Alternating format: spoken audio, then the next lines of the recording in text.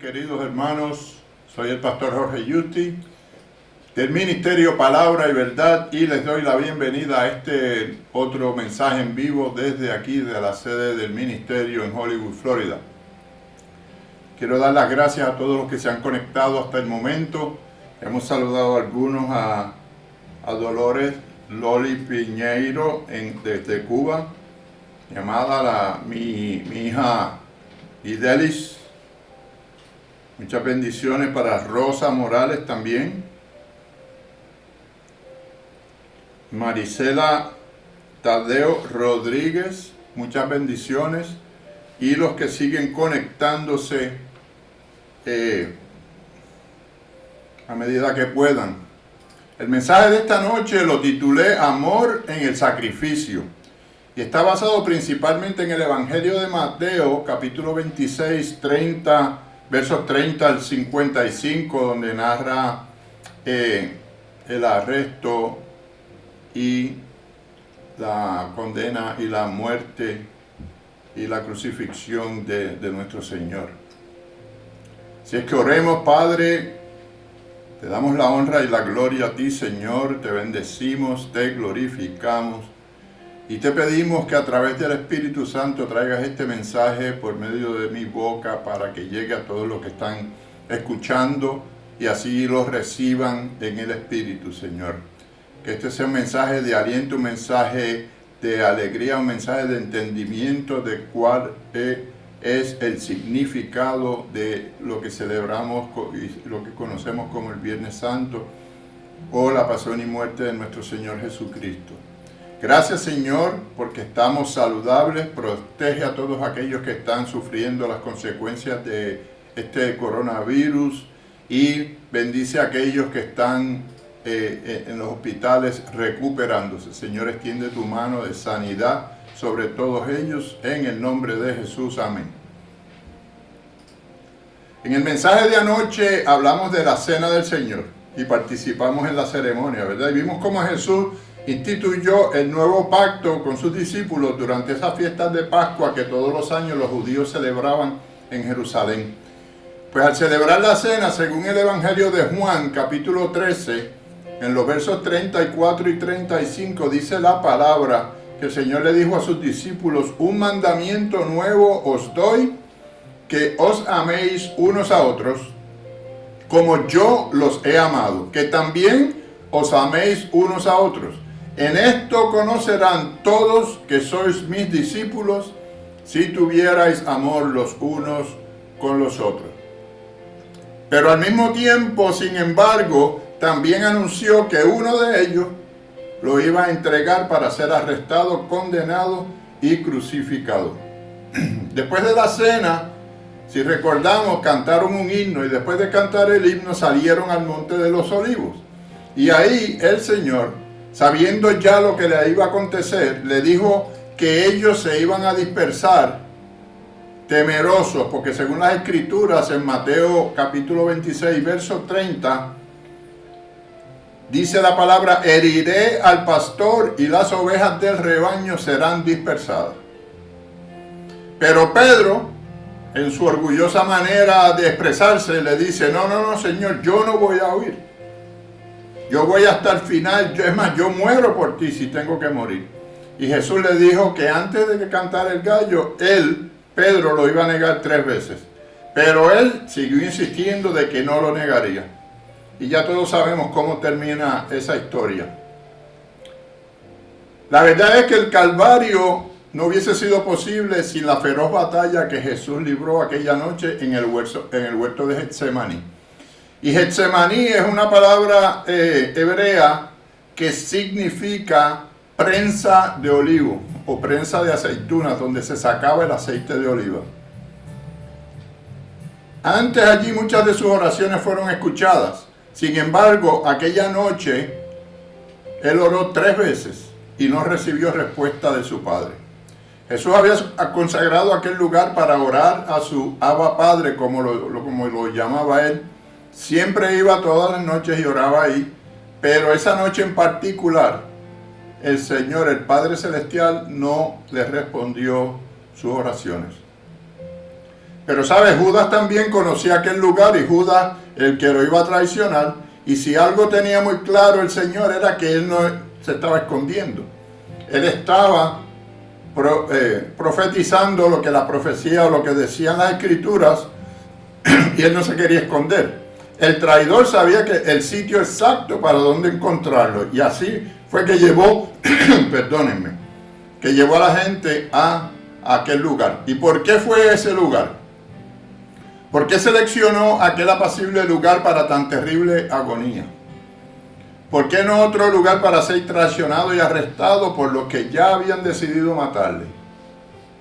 ¿Sabes por qué? Porque allí fue donde iba a comenzar el camino de sangre de nuestro Señor Jesucristo. El apóstol Lucas, que era también médico, nos dice que su sudor era como grandes gotas de sangre que caían a la tierra. Eso está en Lucas 22 y el verso 44. Al pensar en esto, y fíjate la analogía que hay aquí, decimos que si en el huerto del Edén, por el pecado de Adán, vino la ruina de la humanidad, en la agonía del huerto de Getsemaní, por la obediencia del segundo Adán, nuestro Señor Jesucristo, se libró nuestra salvación. Ahí tenía que ser donde comenzaría el derramamiento de sangre de nuestro Señor Jesucristo para nuestra liberación, porque fue en un huerto, el huerto del Edén, donde el hombre pecó, instituyó el pecado al mundo. Y ahí en Getsemaní entonces Cristo enfrenta su naturaleza. Queridos hermanos, al conocer el sufrimiento y la presión que sufrió Jesús en el huerto, entenderemos lo que aquellas grandes gotas de sangre que salieron antes de la corona de espinas, antes de los látigos y antes de los clavos, ¿qué significan esas gotas de sangre en nuestras vidas? Y yo deseo que tú hoy, a través del Espíritu Santo, por la revelación del Espíritu Santo y de este mensaje, conozcas la magnitud de ese sacrificio de amor que fue hecho por amor a ti y por amor a mí. Porque el Señor se sacrificó por amor a ti, porque Él experimentó la más intensa agonía que jamás haya experimentado en sus 3 años y medio de ministerio que tuvo. Porque Él fue un hombre sin angustias previas. Jesús nunca tuvo ningún tipo de angustias de esa naturaleza. Él era un hombre manso, Él era un hombre alegre, Él llevaba siempre las buenas nuevas. Él sanaba a las personas, les llevaba una palabra de aliento, les aumentaba la fe. Él nunca tuvo que pasar una angustia tan grande como la que pasó esa noche. Fíjate que el gozo del himno que cantaron esa misma noche después de la cena, ahora se convertía en una profunda tristeza. Ni las multitudes cuando las veía como ovejas sin pastor, ni el lloro que tuvo cuando Lázaro, su mejor amigo, murió, o el lamento cuando entró por última vez a Jerusalén, que dice la palabra que lloró porque los veía como una gallina que querría acurrucar a sus polluelos. Ninguna de esas cosas pudo afligirlo tanto como la aflicción a la que se había enfrentado en esa noche en el huerto de Getsemaní. Las oraciones que había hecho antes nunca podían compararse con la oración más conmovedora que hizo en aquel huerto. La intensidad de aquella oración era tal que él la repitió 3 veces. Padre, si quieres, pasa de mí esta copa, pero no se haga mi voluntad, sino la tuya. Así dice el Evangelio de Mateo en el capítulo 26, los versos 39 al 44. Esa angustia fue una angustia sin consuelo, amado. La angustia de Jesús iba creciendo, tanto era que vino 3 veces a ver a sus discípulos y los encontró durmiendo. Y él anhelaba que ellos estuvieran despiertos, no para consolarle, pero para que estuvieran con él. ¿Cuántas veces nosotros estamos pasando por una angustia y lo único que queremos es que alguien esté junto a nosotros, que no pronuncien palabras, que no nos digan nada, que no nos traigan nada, simplemente tener a alguien al lado de nosotros para tener ese apoyo amoroso? Y eso era lo que él esperaba y anhelaba de sus discípulos, y las 3 veces los encontró durmiendo. Y finalmente esa angustia fue un dolor que vino del cielo, porque vino directamente del Padre. Por eso fue que el Padre no le contestó la oración. Lo que para Jesús llegaría a ser incomprensible fue que tuvo que tomar la copa demasiada amarga dada por su propio Padre. Lo segundo es que por amor a ti el Salvador tomó las más difíciles decisiones. Número 1, la decisión de tomar la copa. Porque esa copa era para que tú y yo no las tomáramos. Porque esa copa llevaba los pecados tuyos, los pecados míos, los pecados de la humanidad. Y Él decidió llevar esa copa, tomar esa copa por ti y por mí. La segunda decisión fuerte fue la decisión de quebrantar su alma. Y ese quebrantamiento y esa angustia, y por la razón por la cual Él derramó sangre en forma de gotas de sudor mezclada con sangre, fue porque Él sabía que en el momento en la cruz, cuando Él recibía todos los pecados de la humanidad, su Padre lo iba a abandonar.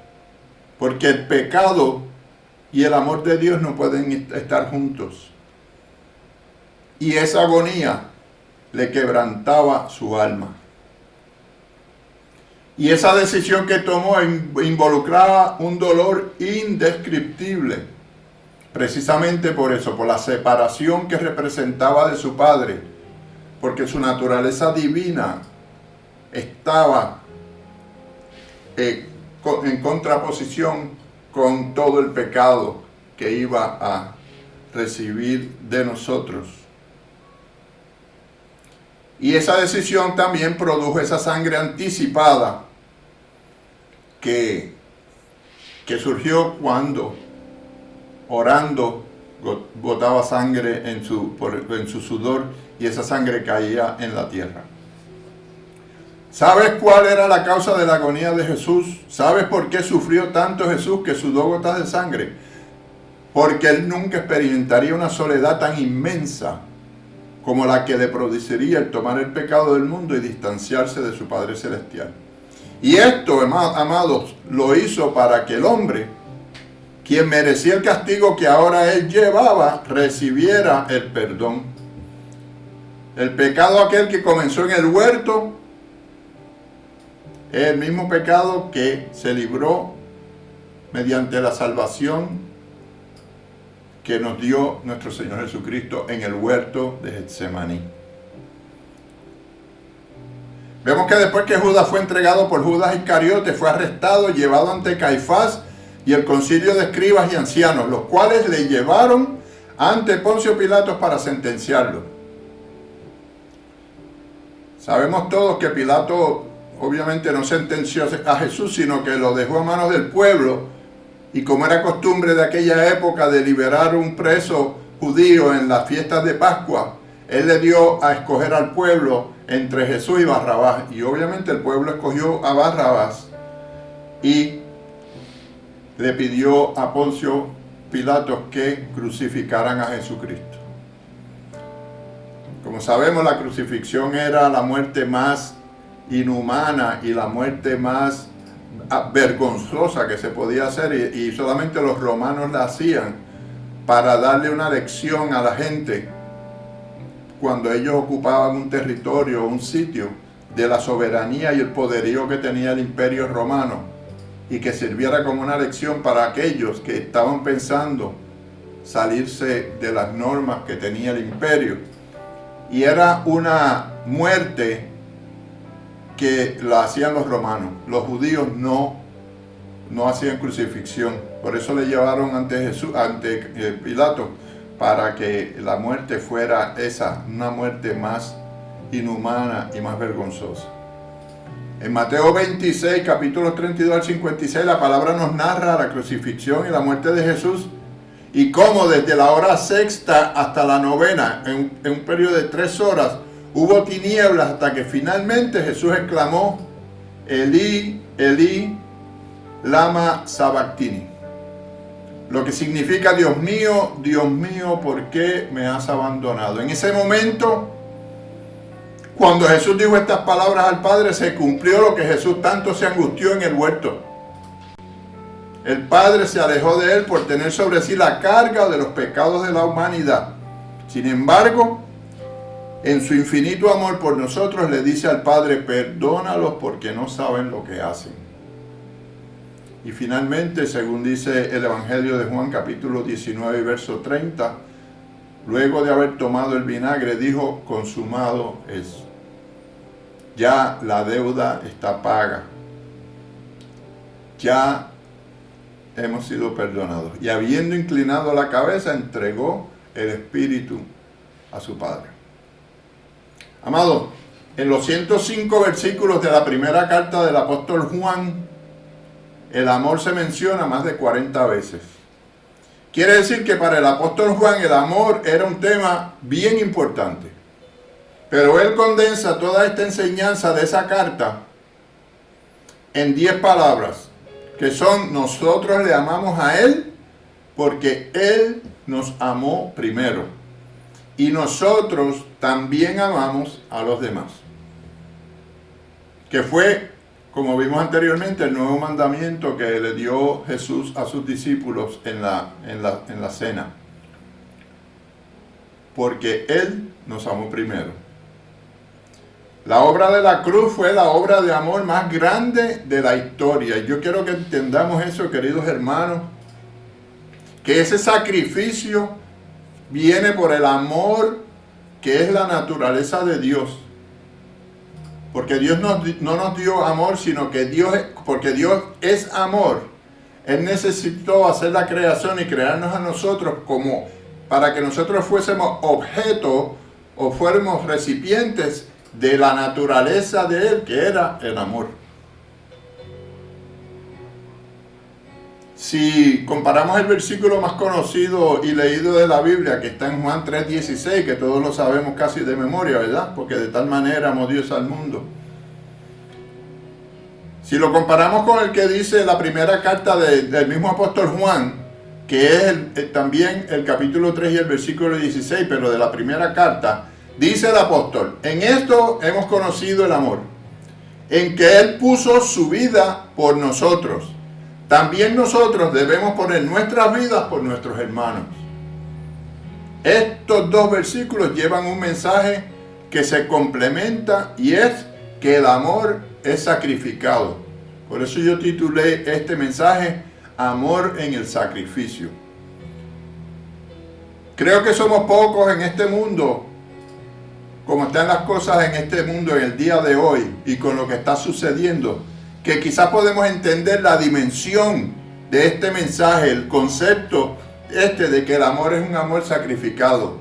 Cuando estamos en este mundo esperando que la gente nos brinde amor por conveniencia, como tenemos un interés, que dice el refrán que el amor y el interés se fueron al campo y regresó más el interés porque era más que el amor que se sentía. Entonces, como estamos en esa actitud de que estamos esperando algo a cambio del amor que estamos dispuestos a dar, no tenemos claro, no entendemos la dimensión del mensaje de amor que nuestro Señor Jesucristo nos dio al ir voluntariamente, porque ni Él lo buscaron y lo persiguieron. Él se entregó voluntariamente. Él abiertamente fue a orar donde siempre oraba a su Padre.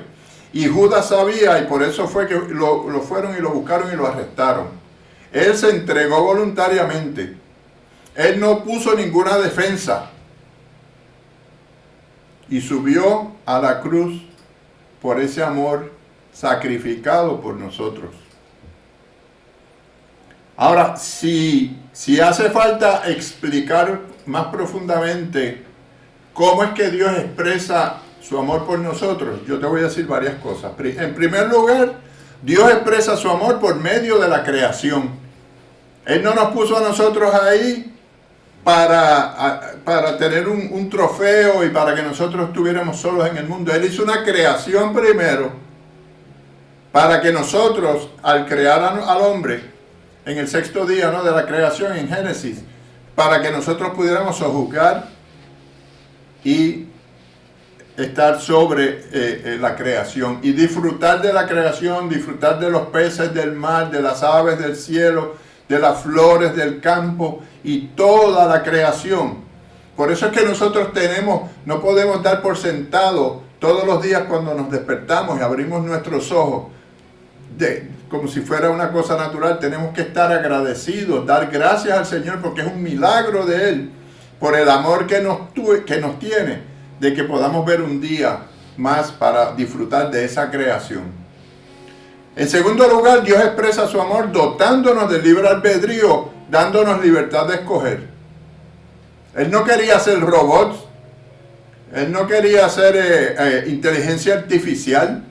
Él quería que nosotros tuviésemos un libre albedrío para decidir entre el bien y el mal. Obviamente, a Él le agrada y por el amor que siente por nosotros, que nosotros tomemos decisiones hacia el bien y que Él vaya de acuerdo a su plan. Pero nosotros decidimos. Así como nosotros decidimos si pecamos o no pecamos, si compramos o no compramos, si nos casamos o no nos casamos. Si nosotros tenemos el libre albedrío para tomar esas decisiones por el amor que nos siente nuestro Señor y nuestro Dios. En tercer lugar, Dios expresa su amor al permitirnos formar parte de una familia. ¿Y cuál familia es esa? La familia de Cristo, la familia de la fe, los hermanos, que dice por la sangre derramada por Jesucristo, esa familia tiene más peso que la misma familia de sangre natural. Porque la sangre de Cristo nos redimió, nos limpió del pecado, nos compró con precio de sangre, por amor. Y somos parte de esa familia, aquellos que por el libre albedrío que nos dio, decidimos seguir a Cristo. Como dice el corito, he decidido seguir a Cristo. En cuarto lugar, nos dio y nos expresó su amor al enviar al Espíritu Santo a morar en nosotros. Mira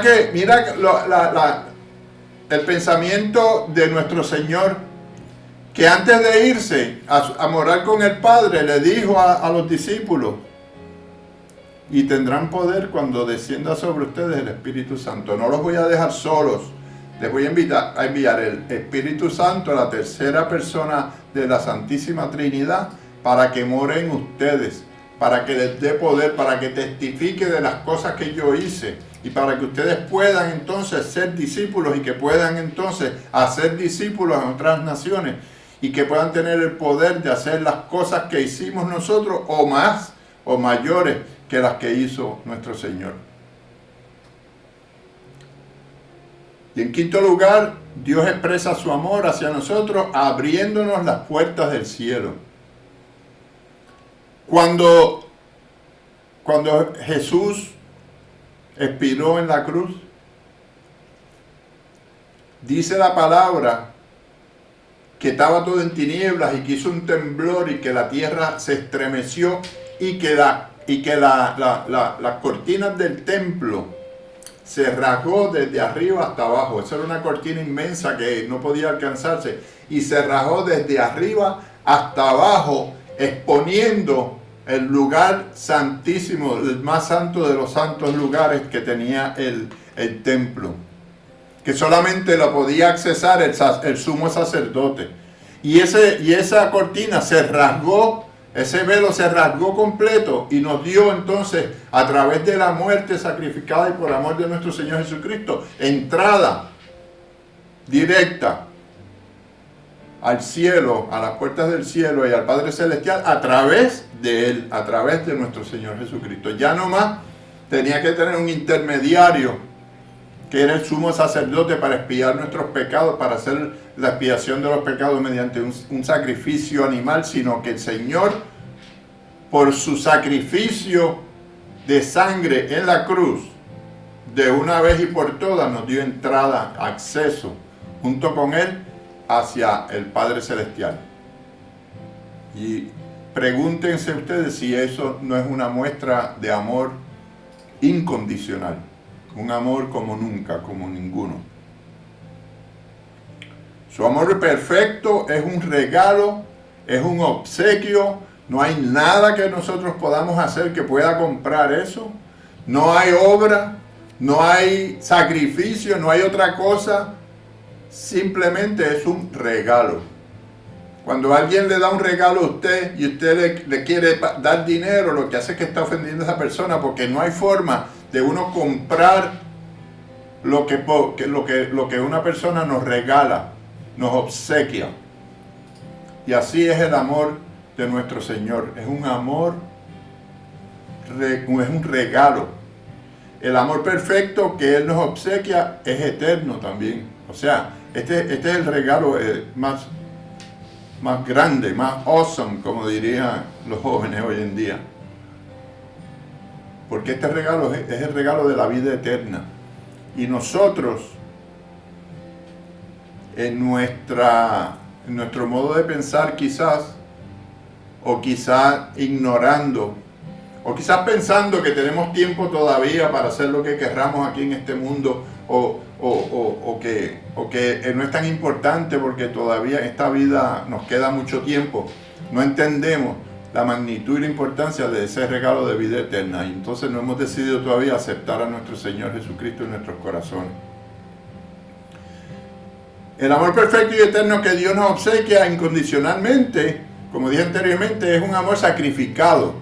Y es ahí donde interviene la cruz. Y es ahí donde vemos que la obra de la cruz se cumple por ese amor sacrificado de nuestro Señor Jesucristo hacia nosotros, que tuvo que aceptar la angustia de ser separado del Padre para limpiar nuestros pecados.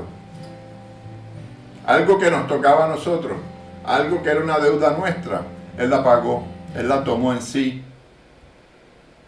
De tal manera amó Dios al mundo que dio a su Hijo unigénito, para que todo aquel que en Él crea no se muera, mas tenga vida eterna. Él desea que nosotros tengamos ese mismo amor para nuestro prójimo. Un amor sacrificado, un amor de entrega, un amor que no espera nada a cambio. 1 Corintios capítulo 13 dice todo lo que es el amor. No importa si nos desprecian o no, no hay condiciones, es un amor incondicional. Debemos expresar nuestro amor. La palabra dice que no devolvamos mal con mal, sino que devolvamos al mal que nos hagan, lo devolvamos con bien, y que amemos a nuestro prójimo. Es igual que como honrar a padre y madre, no hay condición, no es si es bueno, si es malo, si no. Tenemos que amar, ese es el mandamiento nuevo que nos dio el Señor, que amemos a nuestro prójimo, así como nos amamos a nosotros mismos y como lo amamos a Él. Entonces, ¿cómo logramos la meta para terminar? ¿Cómo logramos la meta de amar a nuestros hermanos? Sencillamente, una palabra: obediencia. En el capítulo 14 del Evangelio de Juan, el Señor nos recuerda en 3 ocasiones que el amor significa obediencia. En esencia dice: no me digan que me aman si deciden tolerar el pecado. Nuestro amor debe ser evidente por medio de una confesión instantánea cuando alguien nos señale nuestro pecado o nosotros lo descubramos. Si nosotros estamos conscientes de que hemos pecado, esa aceptación instantánea y ese arrepentimiento es el que nos hace ser obedientes y nos hace amar a nuestro Señor. Es entonces cuando Jesús se convierte en el centro de nuestra atención y cuando toda la energía emocional nuestra se dirige hacia Él. No solo hemos sido llamados a amar a Dios y amarnos a nosotros mismos, sino también a nuestro prójimo. Y es así que yo termino diciéndote que si tú aún no has aceptado al Señor como el centro de tu vida, como tu único Salvador y tu Señor, que estás a tiempo, porque esta noche el Señor te da la oportunidad de que tú demuestres ese amor, le devuelvas el amor que Él te demostró a ti, porque tú lo amarás a Él, porque Él te amó a ti primero. Así es que yo te invito a que si no has conocido al Señor y verdaderamente lo sientes en tu corazón y lo confiesas con tu boca, que lo hagas esta noche siguiendo esta corta oración. Señor Jesús, yo te abro mi corazón y te recibo como mi Señor y Salvador. Perdona mis pecados, me arrepiento de ellos y escribe mi nombre en el libro de la vida. En el nombre de Jesús. Amén. Y si también te has alejado, si has conocido al Señor pero te has enfriado, ese amor ha bajado, pues acércate al Señor, arrepiéntete y vuelve a Él, que Él te espera con los brazos abiertos. Y antes de terminar, quisiera decirle, mañana el mensaje va a ser acerca de la sepultura de nuestro Señor y la resurrección. Y el domingo terminaremos con un servicio glorioso de resurrección y la ascensión de Cristo, después que visitó a sus discípulos, a varios de sus discípulos. Quiero saludar ya aquí unas personas que se conectaron luego. Dailín Guillermo, muchas bendiciones desde Cuba. Rosa Morales, yo la saludé. Guidi, Nestalí Rodríguez, mi primo allá en Puerto Rico, muchas bendiciones. Esther Villalonga y Roberto Pérez, que también está conectado. Muchas bendiciones para todos y yo los bendigo en el nombre del Padre y del Hijo y del Espíritu Santo. Amén, amén y amén. Muy buenas noches para todos.